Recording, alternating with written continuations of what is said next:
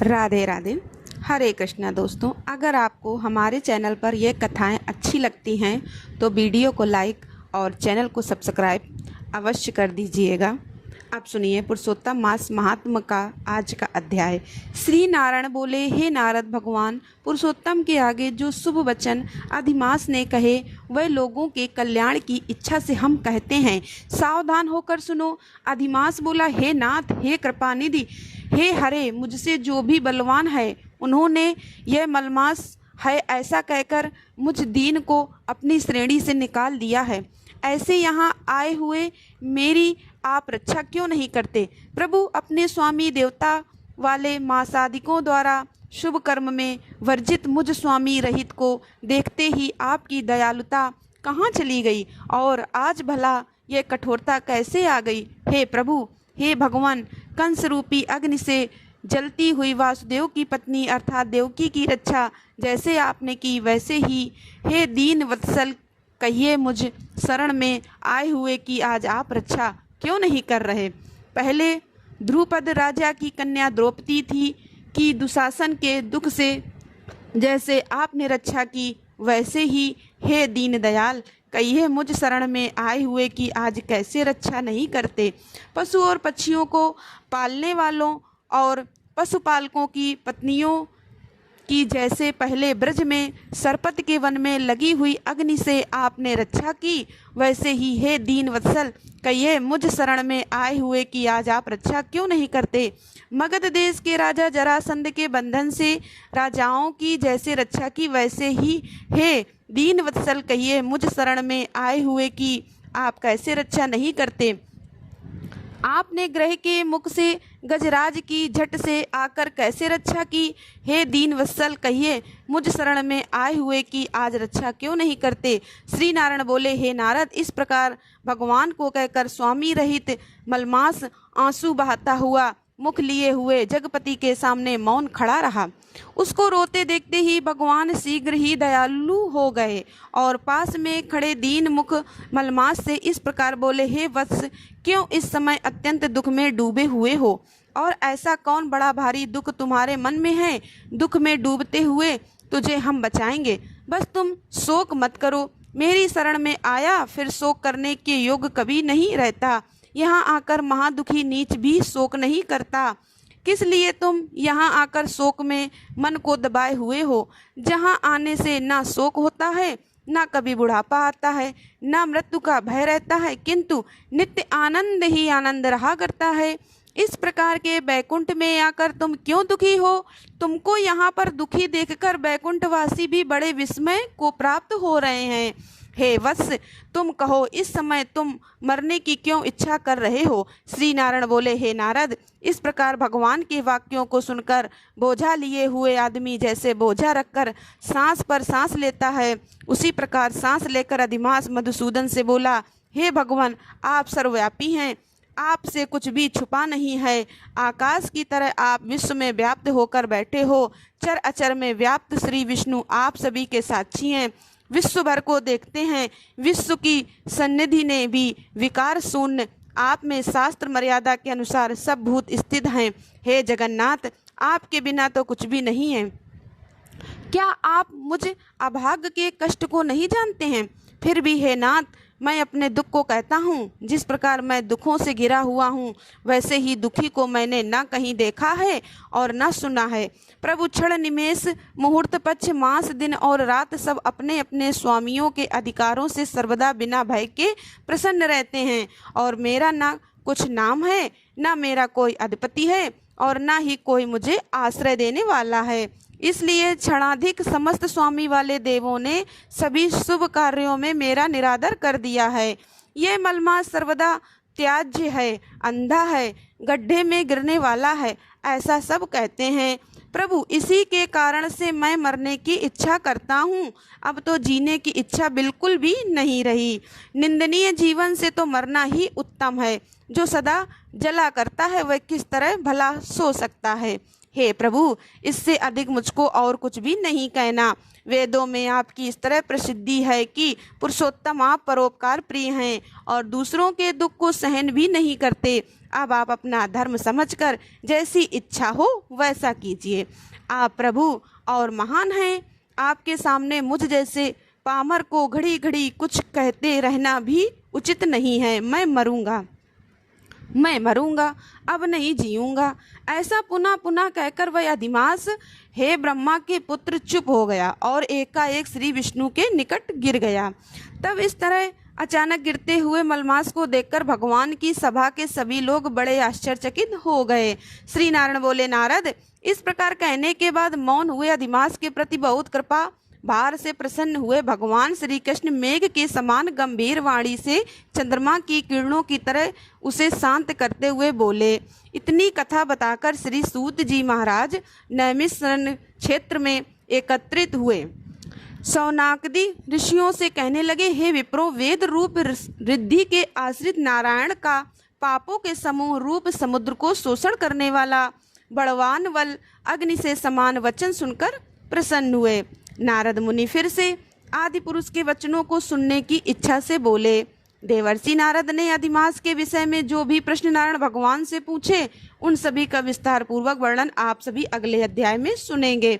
आप पहले सुनिए तुलसी माता और उनकी कृपा की कहानी, और उसके बाद आप सुनेंगे भक्तराज नरसिंह मेहता जी की कथा और सीता नित्यनेम की कहानी। एक बार की बात है, एक ब्राह्मण देवता थे। वह प्रतिदिन मंदिर जाते थे। वह प्रतिदिन तुलसी माता की पूजा भी किया करते थे और वह ब्राह्मण देवता प्रतिदिन तुलसी माता से प्रार्थना करते कि हे तुलसी माता, हे तुलसी महारानी, मेरे आनंद करना। ब्राह्मण देवता की बातें सुन सुनकर तुलसी माता ने सोचा कि ये ब्राह्मण तो बहुत सीधा है, गरीब है, प्रतिदिन मेरी सच्चे मन से पूजा भी करता है, मुझे इसके लिए कुछ न कुछ करना चाहिए। तो एक दिन क्या हुआ कि तुलसी महारानी एक कन्या के रूप पर धर के बैठ गईं और उस ब्राह्मण देवता से बोली कि हे ब्राह्मण देवता, मैं तुम्हारे घर आना चाहती हूँ। ब्राह्मण देवता ने सोचा कि मेरे घर में तो मेरी 6 लड़कियाँ पहले से ही हैं, 7वीं लड़की का पालन मैं कैसे करूँगा, लड़कियों का विवाह कैसे करूँगा, और मेरे पास तो कुछ भी ऐसा नहीं है, मैं कैसे इस 7वीं बेटी का भी भरण पोषण करूँगा। ऐसा सोच कर वह बहुत परेशान होने लगे। उस दिन तो ब्राह्मण देवता को भोजन भी अच्छा नहीं लग रहा था। उन्हें परेशान और दुखी देखकर उनकी पत्नी ने पूछा, क्या बात है, आजकल बहुत दुखी रहने लग गए हो। तब ब्राह्मण देवता ने बताया कि मैं रोज मंदिर जाता हूँ, वहाँ पर एक छोटी सी सुंदर सी कन्या बैठी मिलती है जो मुझसे कहती है कि हे ब्राह्मण देवता, मैं आपके घर आ जाऊँ क्या। तब उनकी पत्नी बोली, अरे इसमें परेशान होने की क्या बात है, आ रही है तो आने दो। ब्राह्मण देवता ने कहा कि अरे भगवान, पहले से ही हमारी तो 6 लड़कियां हैं, उनकी भी अपनी को शादी करवानी है। तो इस पर ब्राह्मणी ने कहा, अरे ये तो कोई बात नहीं है, अपनी 6 लड़कियों की शादी करवाएंगे तो वैसे ही 7वीं की भी करवा देंगे, हम दोनों 7 लड़कियों का विवाह साथ साथ करवा देंगे। अगले दिन जब वह ब्राह्मण देवता मंदिर में गए तो सीढ़ियों पर वहीं छोटी कन्या बैठी दिखाई दी। छोटी कन्या ने फिर से पूछा, ब्राह्मण देवता, मैं आपके घर आ जाऊं? तो ब्राह्मण देवता ने कहा, हाँ हाँ चल बेटा, चल मेरे साथ चल। और इस तरह ब्राह्मण देवता उस 7वीं छोटी कन्या को लेकर अपने घर आ गए। तुलसी माता के कन्या रूप में ब्राह्मण देवता के घर पर पधारने से ब्राह्मण देवता के घर में तो खूब आनंद हो गया। घर में तो धन की वर्षा सी होने लगी। जब ब्राह्मण देवता 7 कन्याओं का विवाह करने के लिए योग्य वर ढूंढने लगे तो उस छोटी कन्या ने कहा कि मेरे तो शालिग्राम जी के मंदिर में जाकर शालिग्राम जी को बोलना ही वह बारात लेकर आए और मेरी 6 बहनों के अपनी इच्छा अनुसार वह वर ढूंढ लेना। फिर तो तुलसी महारानी की कृपा से ब्राह्मण देवता के यहाँ सब जेवर भोजन आदि का प्रबंध हो गया और खूब धूमधाम से उनकी सभी बेटियों का विवाह हो गया। इस प्रकार हे तुलसी माता, हम सब भी आपसे यही प्रार्थना करते हैं कि जैसे आपने उन ब्राह्मण देवता पर कृपा की, जैसे आपने उन पर करुणा की, वैसे ही हम सब पर भी करना। जैसे आनंद ब्राह्मण देवता के घर में किया वैसे ही हम सबके भी करना। सभी प्रेम से बोलिए तुलसी महारानी की जय। आप सुनिए भक्तराज नरसिंह मेहता जी की कथा। भक्त नरसिंह जी का जीवन अब एकांत भजन में बीतने लगा। साधु संतों के अखाड़े में जाना, सत्संग करना, भजन गाना, यही उनका नित्य का कार्य था। अगर कोई भगवत भक्त उनको अपने घर भजन करने का आमंत्रण दे जाता तो वह बड़े उल्लास के साथ रात भर उसके घर जाकर भजन करते रहते। इसके अलावा उनके घर पर सदा साधु संतों का जमघट भी लगा रहता और वह मुक्त हस्त होकर बिना कंजूसी किए उनकी हर तरह से सेवा किया करते। भगवत भजन और साधु सेवा के अलावा उनके जिम्मे दूसरा कोई कार्य नहीं था। बाहर से आमदनी का कोई जरिया तो था नहीं, और खर्च भी अगर खुले हाथों से किया जाए तो दूसरे की तो बात ही क्या। अब कुबेर के भंडार का अंत होते भला देर न लगे। यही कारण था कि भक्त नरसिंह राम जी को जो भी द्रव्य और अन्य आदि सामग्री अक्रूर दी गए थे वह सब 3 वर्ष की जगह 6 महीने में ही साफ हो गई। नौबत यहाँ तक आ गई कि अब घर की एक एक चीज बेचकर भगवान का भोग लगाया जाता और साधु संतों को संतुष्ट करने का प्रयास किया जाता। परंतु अब यह अवस्था भी कब तक चलती। थोड़े ही दिनों में जो इन्हीं गिनी एक परिवार के काम की योग्य चीज़ें थीं वह भी प्रायः समाप्त हो चली। अब परिवार का काम बड़े संकोच से चलने लगा, परंतु इतना होने पर भी भक्तराज एकदम निश्चिंत थे।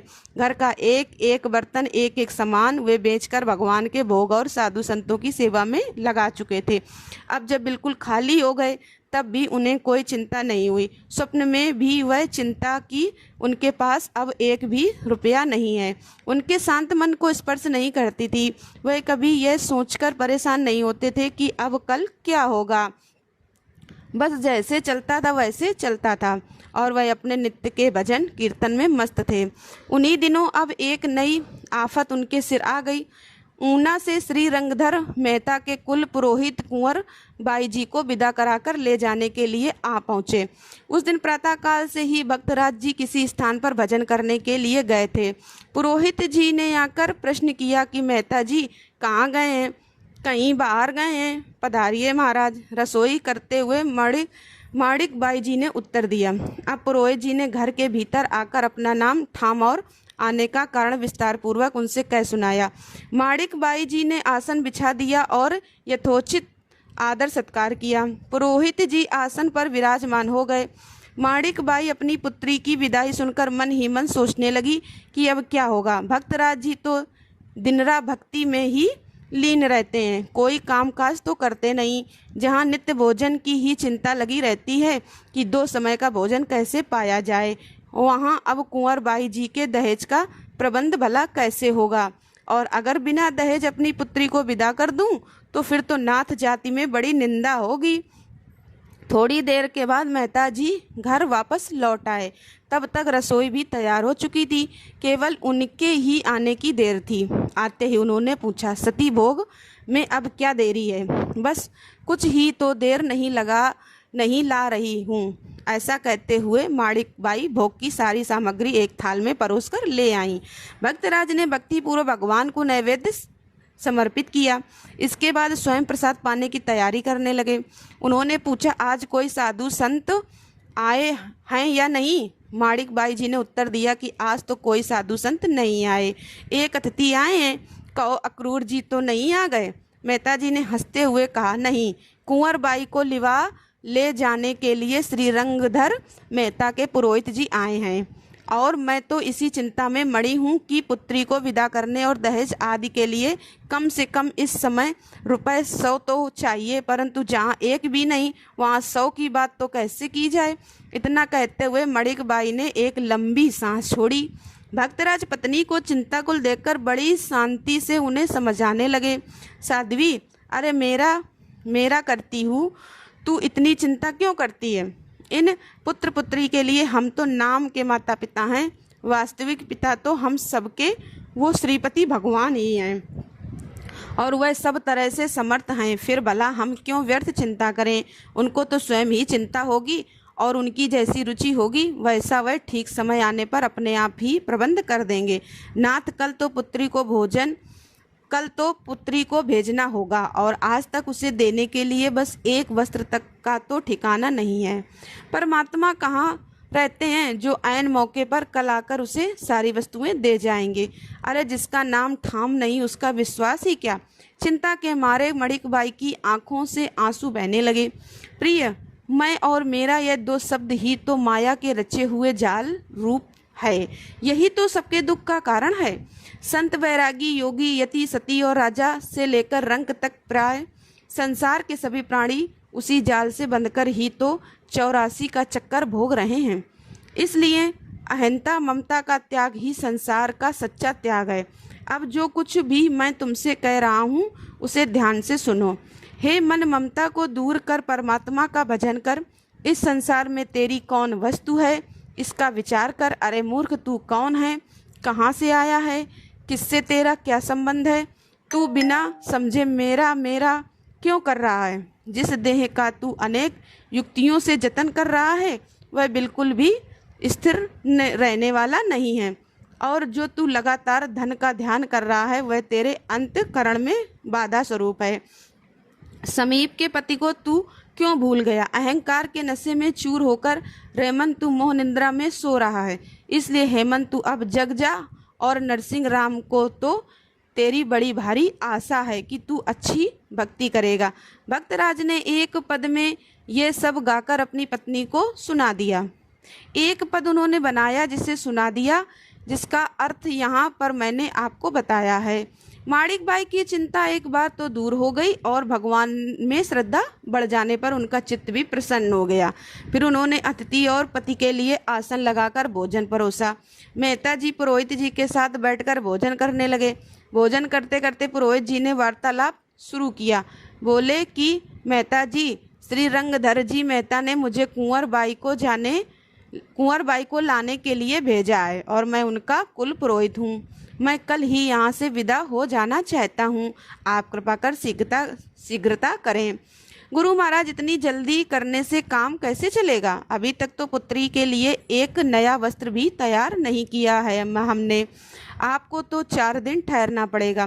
माणिकबाई जी ने चट से उत्तर दे दिया। आपको जो जो वस्तुएं तैयार करनी हो उन्हें आज ही कर लीजिए। कल तो कृपा करके मुझे विदा कर ही दीजिएगा। पुरोहित जी ने अपना आग्रह प्रकट कर दिया। लेकिन महाराज, हमें कोई वस्तु तैयार करने की चिंता नहीं। जो कुछ करना है उसे मेरे भगवान कर देंगे। परंतु जब तक मेरी कुल मर्यादा के अनुसार दहेज का प्रबंध परमात्मा की ओर से नहीं हो जाएगा तब तक तो आपको यहाँ पर ठहरना ही होगा। भक्तराज ने भी हंसते हंसते कहा।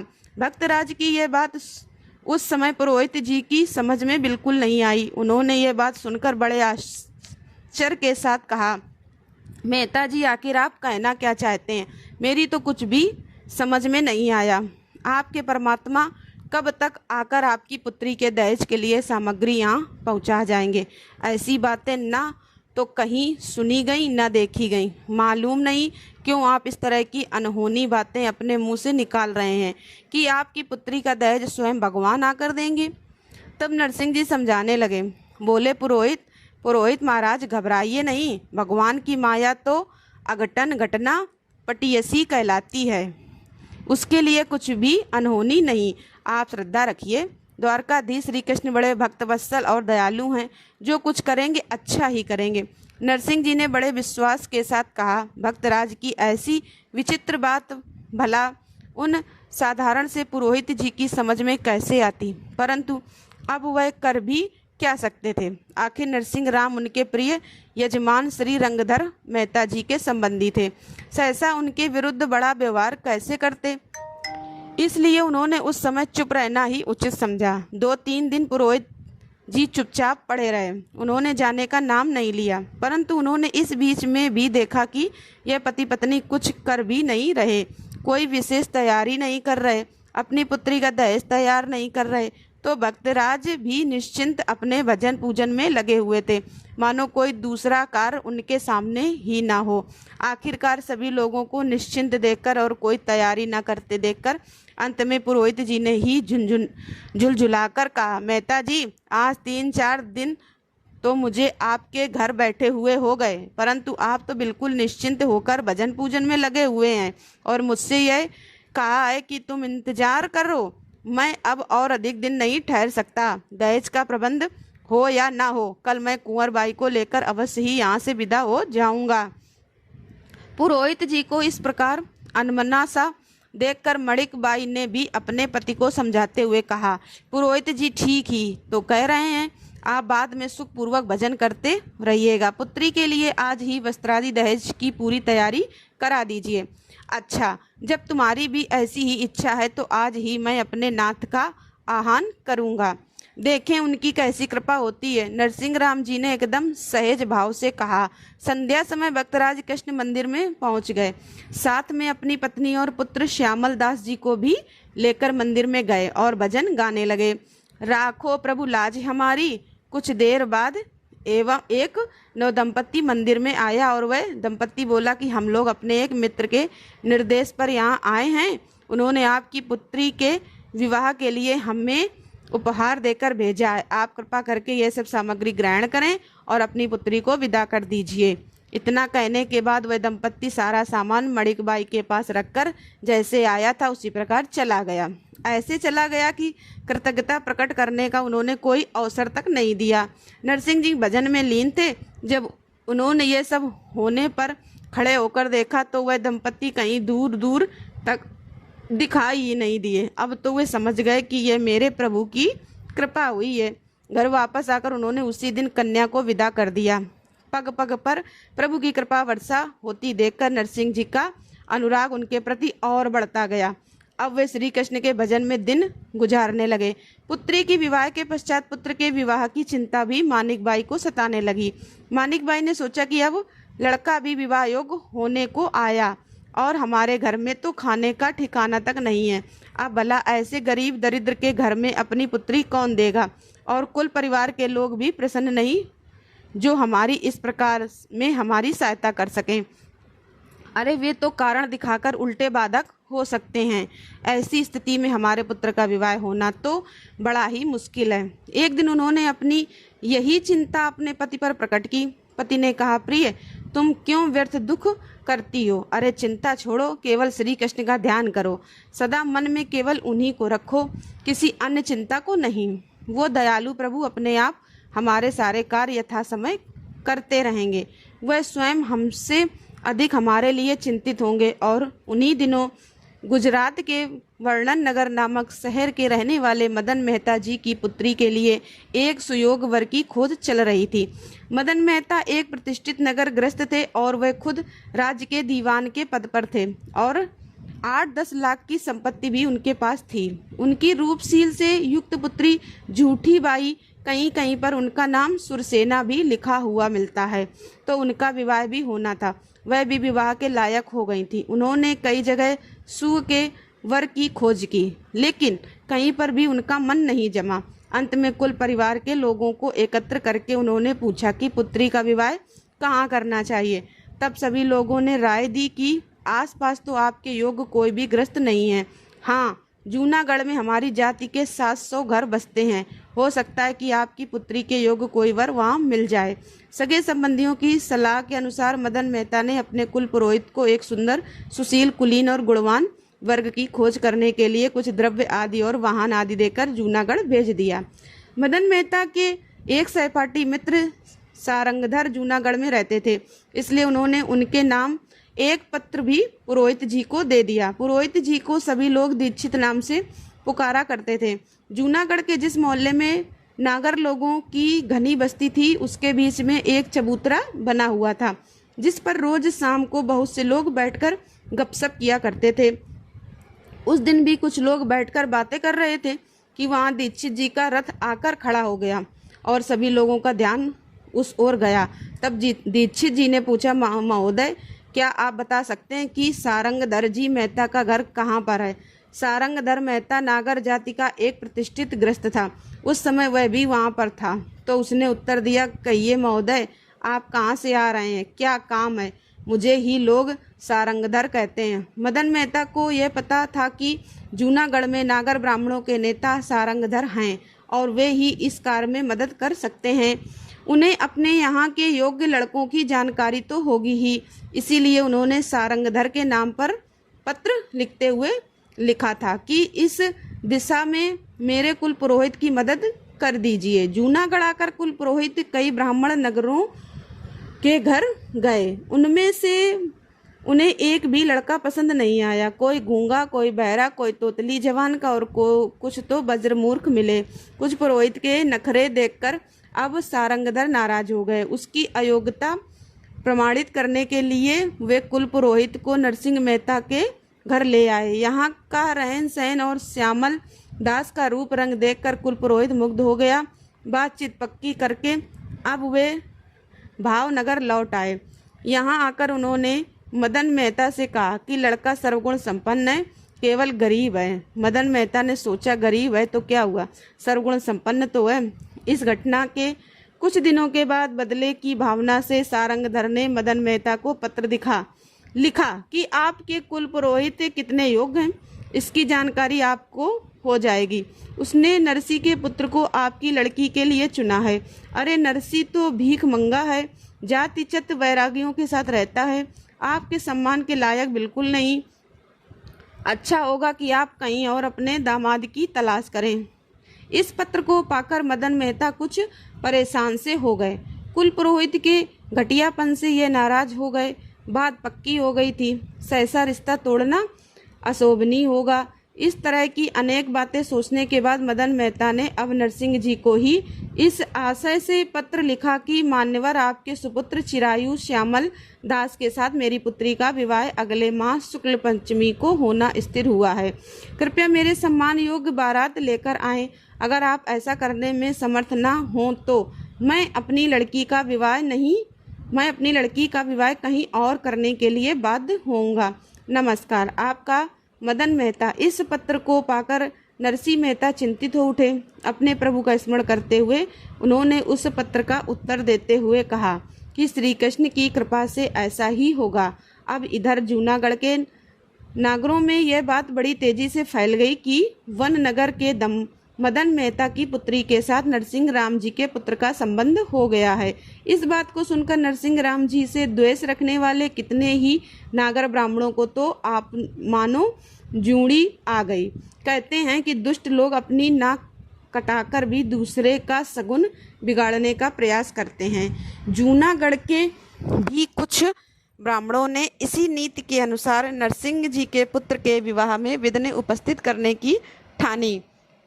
उन्होंने सारंगधर को अपना अगुआ बनाया और एक पत्र मदन मेहता के नाम लिखकर एक ब्राह्मण के हाथों वर्णनगर भेज दिया। दीक्षित जी के वर्णनगर लौटने के बाद से मदन मेहता ने विवाह की तैयारियां शुरू कर दी थी। मकान की खूब सजावट हो रही थी। बारात ठहराने के लिए स्थान बनाया जा रहा था। बारात के लिए भोजन आदि का प्रबंध किया जा रहा था। राज्य के बड़े बड़े श्रीमंतों, नगर के रईसों और सगे संबंधियों को नियंत्रण दिया जा रहा था।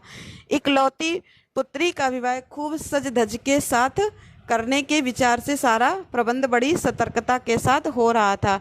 इसी बीच जूनागढ़ का वह ब्राह्मण वह नगर पहुंचा और उसने मदन मेहता को ले जाकर पत्र दे दिया, जिस पत्र में लिखा था, श्रीयुत मदन राय जी, आपकी इकलौती पुत्री का संबंध जोड़ने के लिए आपके पुरोहित दीक्षित जी जूनागढ़ आए थे। आपको तो मालूम होगा कि जूनागढ़ में हमारे 700 घर हैं, परंतु उन्होंने किसी योग्य घर में संबंध न करके अत्यंत निर्धन और जाति चत नरसिंह राम के पुत्र के साथ संबंध जोड़ दिया है और हम आपको नम्रतापूर्वक सूचित करते हैं कि वो घर बिल्कुल आपके योग्य नहीं है।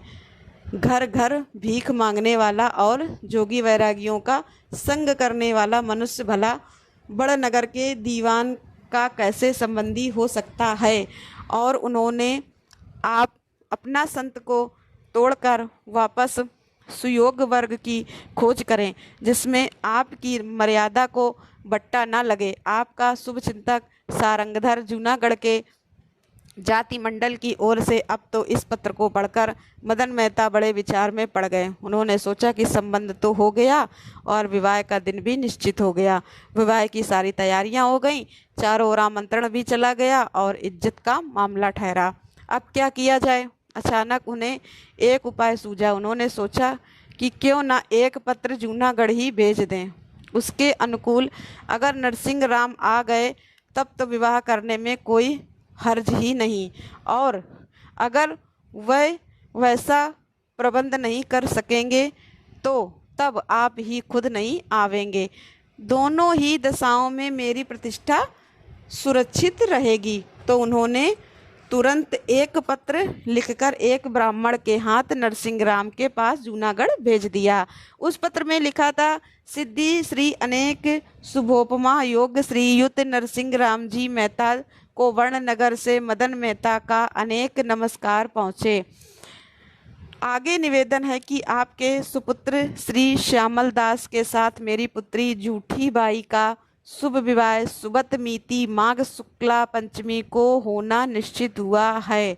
अतः आप उक्त तिथि पर हाथी घोड़े रथ और पैदल एक चतुरंगड़ी बृहत बारात के साथ पधारिएगा और मेरी मर्यादा के अनुसार वस्त्र आभूषण भी लाइएगा। अगर बारात और वस्त्र आभूषण मेरी मर्यादा के अनुकूल नहीं आए तो मुझे बाध्य होकर अपनी पुत्री का विवाह कहीं और करना पड़ेगा। आपका शुभचिंतक मदन राय मेहता। वर्णन नगर से ब्राह्मण ने आकर उस पत्र को नरसिंह जी के हाथों में दे दिया। अब तो पत्र पढ़कर वह श्री कृष्ण मंदिर में गए और करताल लेकर भगवत कीर्तन करने लगे। उनके पास तो देने के लिए दमड़ी तक नहीं थी, और कहाँ मदन राय जी ने इतना लंबा चौड़ा पत्र लिख भेजा था, जिसमें उन्होंने तरह तरह से वस्त्र आभूषण लाने की बात कही थी, सुसज्जित बारात लाने की बात कही थी। अब नरसिंह जी के पास तो कुछ था नहीं जो इस प्रकार से वे बारात लेकर जाते। इतना सब कुछ होने के बाद भी उनके हृदय में चिंता का कोई भाव ही नहीं था। वे निश्चिंत होकर उसी भाव से, जैसा कि वे नित्य प्रति करते थे, भगवान के मंदिर में पहुँचे। करताल लेकर भगवत कीर्तन करने लगे। सच्चे मन से की गई पुकार को भगवान अवश्य सुनते हैं। तो अपने भक्त की पुकार सुनकर भगवान तुरंत प्रकट हो गए।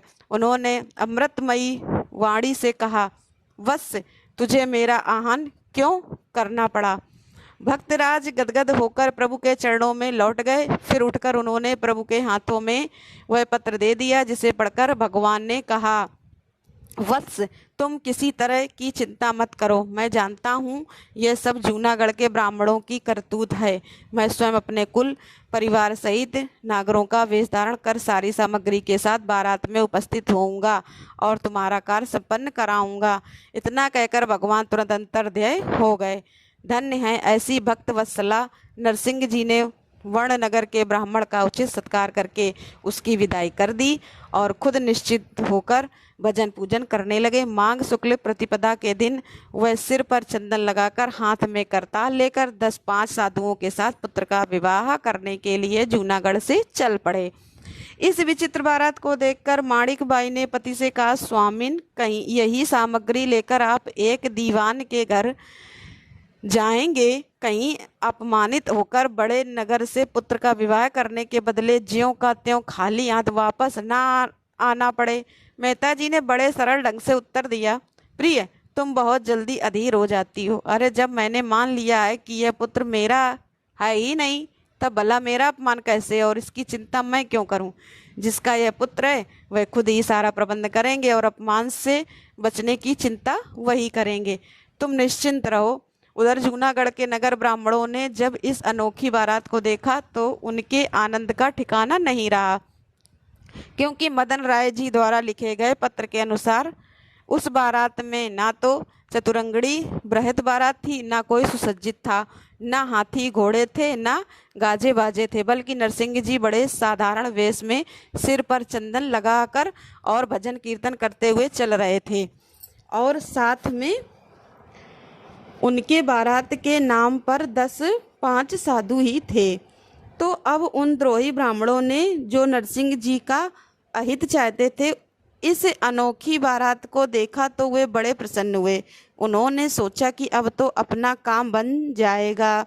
यही तो वे चाहते थे कि यह विवाह संबंध न जुड़े। नरसिंह और उसके साथ ही उस दीक्षित की भी अब तो सारी हेकड़ी सहज ही दूर हो जाएगी। देखो ना इस भिखमंगे की हालत, आयरे गहरे भिखमंगे की टोली बनाकर चला है। दीवान की बेटी बयाने, अरे इस बार इसकी पोल खुलेगी।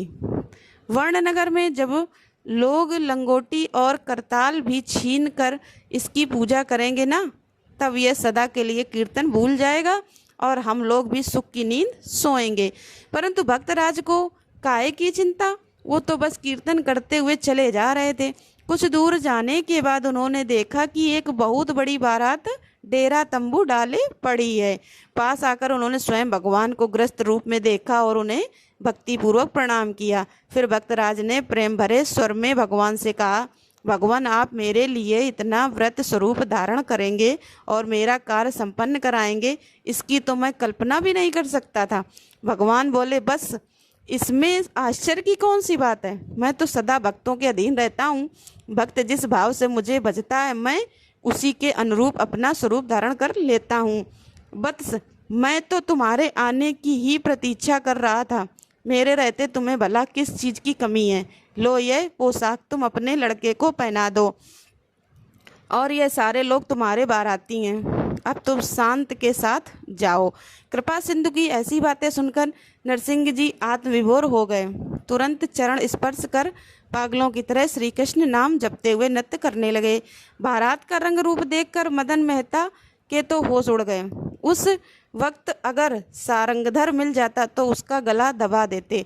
अब तो भौराए हुए वे नरसिंह जी के पास आकर बोले कि मेरा अपराध क्षमा कर दीजिए, मैं तो आपके सम्मान के लायक स्वागत करने में ही आप अपने को असमर्थ पा रहा हूँ, क्योंकि नरसिंह जी के साथ भगवान की दी हुई पूरी बारात थी और कोई ऐसी वैसी बारात नहीं। मदन राय जी ने तो ऐसी बारात की कल्पना तक नहीं की थी। यह तो उनकी प्रतिष्ठा से कहीं अधिक बढ़कर था। तब उन्होंने आगे बढ़कर नरसिंह जी को प्रेम पूर्वक आलिंगन किया। कुशल समाचार होने के बाद मदन मेहता ने अपनी धृष्टता के लिए क्षमा मांगी और कहा, भक्तराज आज तो आपके साथ संबंध होने के कारण मैं धन्य हो गया हूँ। तब भक्तराज जी ने उत्तर दिया, मेहता जी ये सब तो भगवान की ही कृपा का परिणाम है। फिर मदन मेहता ने भगवान के साथ साथ नरसिंह जी का भी यथाशक्ति आतिथ्य सत्कार किया और विधिपूर्वक वर पूजन करके अपनी कन्या का दान कर दिया। बड़े समारोह के साथ विवाह कार्य संपन्न हुआ। मदन मेहता ने वस्त्र, अलंकार, रत्न आदि बहुमूल्य वस्तुएं दहेज में देकर अपनी पुत्री को विदा कर दिया। इस प्रकार प्रणतपाल भगवान भक्त पुत्र श्यामल दास का विवाह कार्य संपन्न करके परिवार सहित भगवान अंतर्निहित हो गए। लेकिन यह बात सच है कि जो मनुष्य आज धनवान है कल वही कंगाल हो जाता है, और जो आज हष्टपुष्ट निरोग है वही कल कई रोगों का शिकार हो सकता है। अचानक इस जीवन को खो बैठ सकता है। इसलिए हमारे प्राचीन गुरुजनों और महात्माओं ने संसार की नश्वरता को दिखाने के लिए ही इसे अभ्रत छाया की उपमा दी है। यह संसार एक क्षण के लिए भी एक स्थिति में नहीं रहता, सदा बदलता रहता है। जब संसार की ही यह दशा है तब संसार में उद्यत अन्य वस्तुओं और जीवों की अवस्था का भी पूछना ही क्या। भक्त नरसिंह जी पर भी संसार का यह चक्र घूमा। एक दिन जिस श्यामल दास का विवाह इतने धूमधाम से किया गया, वहीं श्यामल दास विवाह के कुछ ही समय बाद अकस्मात इस लोक से सदा के लिए विदा हो गया। परंतु संसार में रहने पर भी, संसार सागर की उताल तरंगों द्वारा आंदोलित होने पर भी भगवान के सच्चे भक्त उसके दाग से वंचित रहते हैं, बल्कि सांसारिक दुख को भी वे भगवत कृपा मानकर बड़े उल्लास के साथ उसका चयन करते हैं, क्योंकि उनकी दृष्टि में दुख उनके भगवत प्रेम और भी प्रगाढ़ बनाता है। यही कारण है कि कुंती ने भी भगवान श्री कृष्ण से यह वरदान मांगा था कि हे भगवान, अगर आप मुझ पर प्रसन्न हैं तो मुझे सदा दुख ही दीजिए। फिर परम भगवत नरसिंह राम जी को भला दुख होता ही क्यों? उन्होंने तो पहले ही सब कुछ भगवान का ही समझ रखा था और केवल भगवान को ही अपना बना लिया था। श्री कृष्ण भगवान का भजन करते करते उनका हृदय भी भगवानमय हो गया था। वो मानो भगवत भक्ति रूप नौका द्वारा दुस्तर शोक सागर को पार कर चुके थे। इसलिए किसी भी दुख सुख या किसी भी विरह या किसी भी संयोग या किसी भी प्रकार के दुख उन्हें छू तक नहीं सकते थे। इकलौते पुत्र की मृत्यु हो गई और नवविवाहिता पुत्रवधू के वैधव्य जैसे महान सांसारिक दुख से भी वो लेस मात्र भी व्यथित नहीं हुई, बिल्कुल दुखी नहीं हुए, बल्कि पुत्र शोकाकुला माणिक बाई को सांत्वना देने के लिए उन्होंने उस अवसर पर यह पद भी गा दिया। उन्होंने कहा कि अच्छा हुआ जो जंजाल छूट गया, पुत्र था जो उससे भी मोह माया लगी रहती थी तुम्हारी। अब श्री गोपाल सुख भजेंगे। अब किस बात की चिंता, सारी चिंताएं तो खत्म हो चुकी हैं। पति की ऐसी दृढ़ता देखकर और उनके उपदेश से प्रभावित होकर अब तो मणिक बाई का भी शोक दूर हो गया, क्योंकि अब चिंता करने लायक, दुख करने लायक उनके पास कुछ बचा ही नहीं था। अब दोनों पति पत्नी भगवान श्री कृष्ण की कृपा से इस घटना को कि उनके इकलौते पुत्र की मृत्यु हो गई, इस दुख को एकदम भुलाकर आनंद पूर्वक भगवत भजन और साधु सेवा में पहले की तरह जीवन बिताने लगे। प्रिय श्रोताओं, इसके आगे का वृतांत आप सभी कल जरूर सुनिएगा। आप सुनिए सीता नित्य नेम की कहानी। यह कहानी सीता माता कहती थी और भगवान श्री राम इसे सुना करते थे। एक दिन भगवान को किसी काम से बाहर जाना पड़ गया तो सीता माता कहने लगी, प्रभु मेरा तो 12 वर्ष का नित्य नेम है और अब आप बाहर जाएंगे तो मैं अपनी कहानी किसे सुनाऊंगी। तब भगवान राम जी ने कहा कि तुम कुएं की पाल पर जाकर बैठ जाना और वहाँ जो औरतें पानी भरने आएंगी उन्हें अपनी कहानी सुना देना। सीता माता भगवान के कहे अनुसार कुएं की पाल पर जाकर बैठ गईं। तभी एक स्त्री आई जिसने रेशम जरी की साड़ी पहन रखी थी और सोने का घड़ा ले रखा था। सीता माता ने उसे देखा तो कहने लगी कि बहन मेरा 12 वर्ष का नित्य नेम सुन लो। तब वह स्त्री बोली, मैं तुम्हारा नित्य नेम सुनूंगी तो मुझे तो घर जाने में देर हो जाएगी, फिर मेरी सास मुझसे लड़ेगी। उसने कहानी नहीं सुनी और चली गई। घर जाते ही उसकी रेशम जरी की साड़ी फट गई, सोने का घड़ा मिट्टी के घड़े में बदल गया। ये सब देखकर सासू माँ ने पूछा, अरे बहू ये किसका दोष अपने सिर पर लगाकर आई हो। तब बहू ने कहा कि माँ जी, कुएं पर एक औरत बैठी थी, उसने कहानी सुनने के लिए कहा लेकिन मैंने नहीं सुनी, जिसका यह फल मुझे मिला है। अब बहू की बात सुनकर अगले दिन वही साड़ी और घड़ा लेकर सास कुएं की पाल पर गई। सास को वहीं पर सीता माता बैठी मिली तो सीता माता ने उससे भी कहा कि बहन मेरी कहानी सुन लीजिए। सास बोली कि एक बार छोड़, मैं तो 4 बार कहानी सुन लूँगी।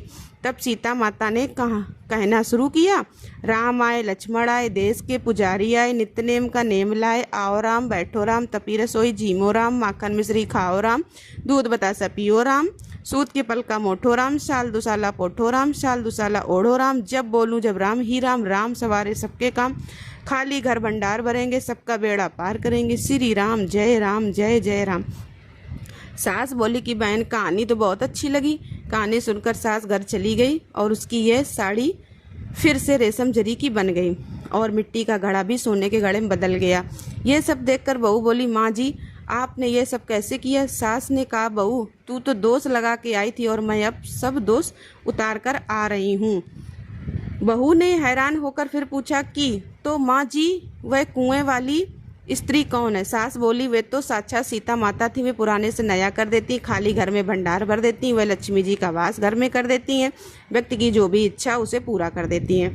तब बहू बोली, माँ जी फिर तो ऐसी कहानी मुझे भी सुना दीजिए। सास बोली कि ठीक है तुम भी सुनो। फिर सास ने कहानी शुरू की, राम आए लक्ष्मण आए, देश के पुजारी आए, नित्य नेम का नेम लाए, आओ राम बैठो राम, तपी रसोई जीमो राम, माखन मिश्री खाओ राम, दूध बतासा पियो राम, सूत के पल का मोठो राम, साल दुसाला पोटो राम, साल दुसाला ओढ़ो राम, जब बोलूं जब राम ही राम, राम सवारे सबके काम, खाली घर भंडार भरेंगे, सबका बेड़ा पार करेंगे, श्री राम जय जय राम। कहानी सुनकर बहू बोली, माँ जी कहानी तो बहुत अच्छी है। सास ने कहा, ठीक है अब तो हम इस कहानी को रोज कहा करेंगे। अब सास बहू रोज सवेरे उठती, नहाती धोती और पूजा करने के बाद नित्य नेम की सीता माता की कहानी कहती। एक दिन उनके यहाँ पड़ोस की एक औरत आई और बोली, बहन जरा सी आँच तो दे देना। तो वो बोली कि आँच तो अभी तक हमने जलाई ही नहीं। पड़ोसन ने पूछा, तो फिर तुम सुबह 4 बजे से उठकर क्या कर रही हो। उन्होंने बताया कि सुबह उठकर हम तो पहले पूजा करते हैं, फिर सीता माता की नित्य नेम की कहानी कहते हैं। पड़ोसन ने उनकी बात सुनकर फिर पूछा, सीता माता कहानी कहने से तुम्हें क्या मिला। तब वे बोली कि इनकी कहानी कहने से घर में भंडार भर जाते हैं, सारे काम सिद्ध हो जाते हैं, मन की इच्छा भी पूरी होती है, पड़ोसन बोली कि बहन फिर तो ऐसी कहानी मुझे भी सुना दो। वे बोली ठीक है, तो फिर तुम भी ये कहानी सुन लो। राम आए लक्ष्मण आए देश के पुजारी आए, नित्य नेम का नेम लाए आओ राम बैठो राम, तपी रसोई जी मो राम, माखन मिश्री खाओ राम, दूध बतासा पियो राम, सूत के पल का मोठो राम, साल दुसाला पोठो राम, साल दुसाड़ा ओरो राम, जब बोलूं जब राम ही राम, राम सवारे सबके काम, खाली घर भंडार भरेंगे सबका बेड़ा पार करेंगे, श्री राम जय जय राम। सारी कहानी सुनने के बाद पड़ोसन कहने लगी बहन कहानी तो मुझे बहुत अच्छी लगी। अब वह पड़ोसन भी नित्य नेम सीता माता की कहानी कहने लगी।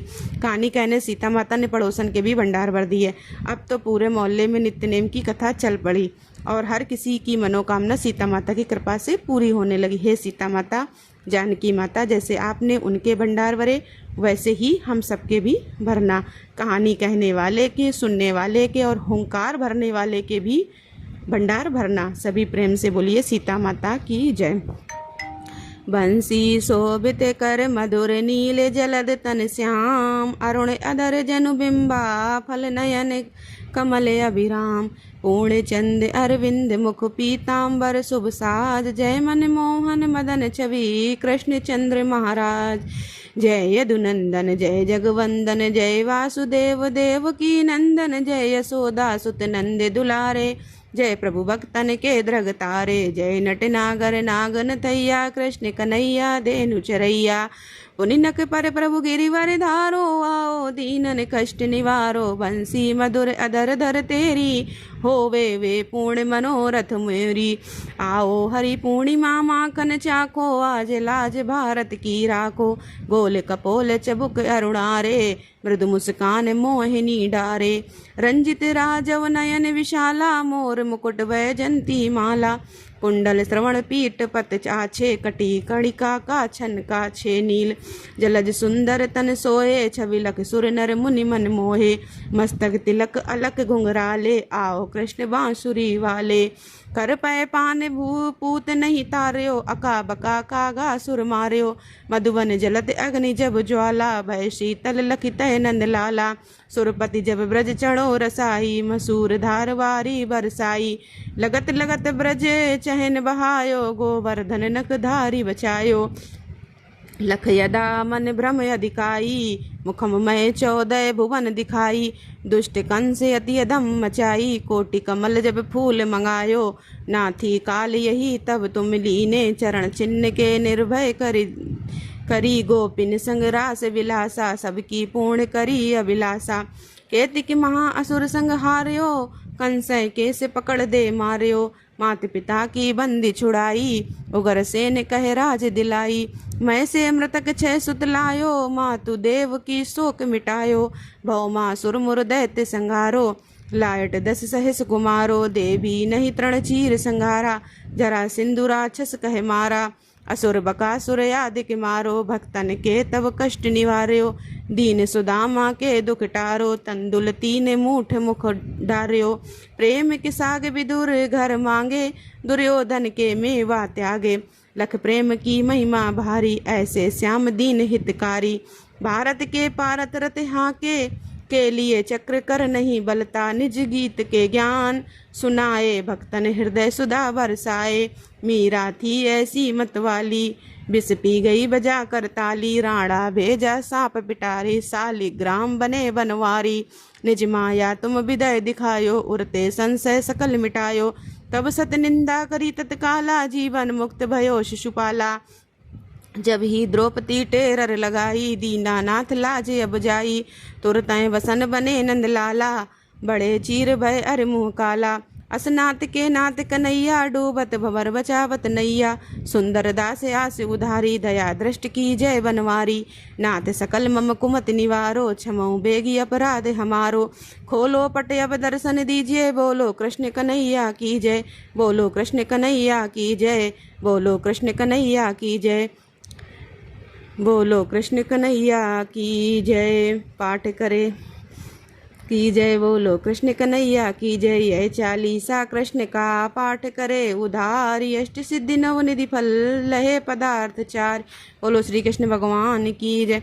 तुलसी महारानी नमो नमो, हर की पटरानी नमो नमो। धन तुलसी पूर्ण तप कीनो, धन तुलसी पूर्ण तप कीनो। शालिग्राम बनी पटरानी नमो नमो तुलसी महारानी।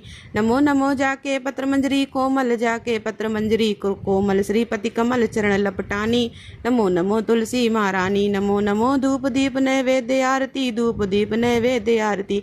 पुष्पन की वर्षा बरसानी नमो नमो तुलसी महारानी। नमो नमो 56 भोग 3600 व्यंजन, 56 भोग 3600 व्यंजन। बिन तुलसी हरि एक न मानी, नमो नमो बिन, नमो नमो तुलसी महारानी एक न मानी। नमो नमो बिन तुलसी हर एक न मानी, नमो नमो तुलसी महारानी। नमो नमो सखी सभी मैया तेरो यश गावे, सभी सखी मैया तेरो यश गावे। भक्ति दान दी जय महारानी। नमो नमो तुलसी महारानी। नमो नमो हर की पटरानी, नमो नमो तुलसी महारानी। दोस्तों वीडियो को लाइक और चैनल को सब्सक्राइब अवश्य करिएगा। धन्यवाद दोस्तों।